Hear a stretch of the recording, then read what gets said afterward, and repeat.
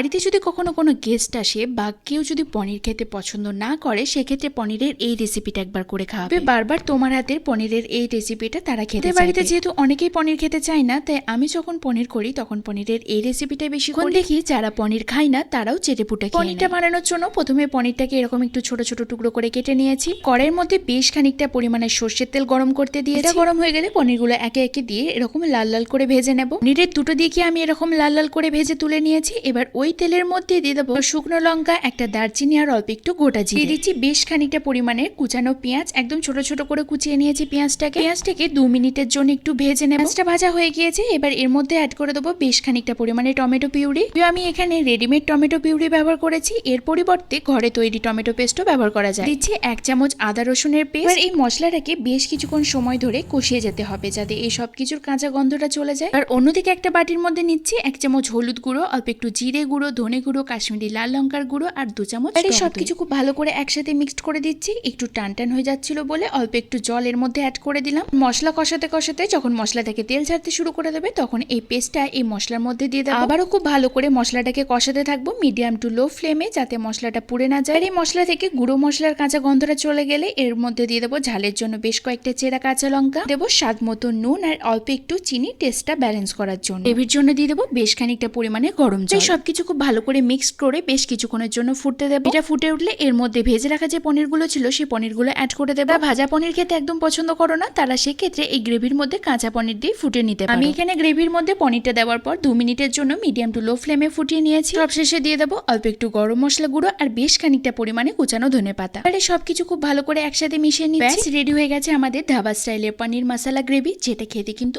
অপূর্ব হয়েছিল। পনির খায় না তারাও এই গ্রেভিটার জন্যই মেনলি খেয়েছিল। তোমরা ভাত, রুটি, পরোটা, ফ্রাইড রাইস, পোলাও সবকিছুর সাথে খেতে লাগবে, সবকিছুর সাথে অসাধারণ। এই রেসিপিটা তোমরাও একবার ট্রাই করো আর আমাকে এটাও জানিও তোমাদের আজকে ভিডিওটা কেমন লাগলো। So by.